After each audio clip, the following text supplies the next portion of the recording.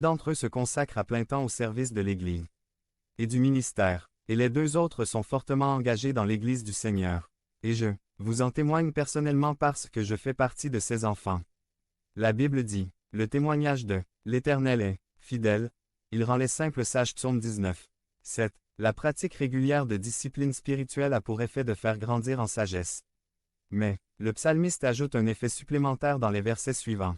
Regardez ce qui est dit dans les versets 101 à 102 et 104. Je détourne mes pieds de tout mauvais chemin pour accomplir ta parole. Je ne m'écarte pas de tes jugements, parce que tu m'instruis toi-même. Grâce à tes préceptes, j'obtiens de l'intelligence.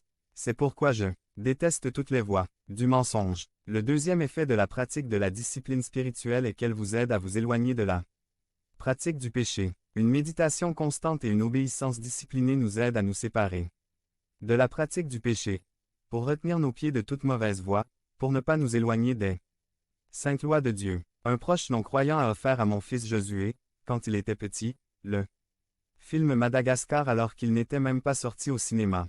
Évidemment, vous savez de quoi je parle. D'après ce qu'ils m'ont dit, il a été gentil et l'a remercié à ce moment-là, mais quand il est rentré à la maison, il a dit à sa mère, « Prends le film, maman, je ne vais pas le regarder parce qu'il est piraté et fait partie d'un vol. » Mon fils n'avait pas vu Madagascar et a décidé de se détourner du péché de participer au vol de la piraterie.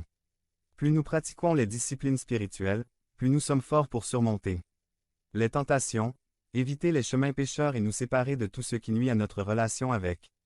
Devenir membre du canal et AIDEZNOUS à propager la parole de Dieu à travers le monde. Samedi 16 mars 2024. Si vous croyez en la puissance de Dieu, commentez 11. Le bon Père céleste et offensez-le.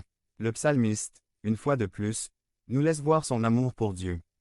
Regardez ce que dit le verset 103. Comme, vos paroles sont douces à mon goût. Ils sont plus doux que le miel dans ma bouche. Quand vous pensez à lire votre Bible, pensez-vous qu'il est plus savoureux de le faire que n'importe quel aliment qui vous fascine? Quand vous pensez à prier, est-ce que cela vous encourage plus que toute autre activité que vous aimez faire? Lorsque vous envisagez de participer à un service de culte ou à un petit groupe, êtes-vous plus ému par cela que d'aller à tout autre type de rassemblement que vous appréciez? Le psalmiste dit que tes paroles me sont plus douces que le miel. Pourquoi? Parce que ce sont les paroles de celui qui aime.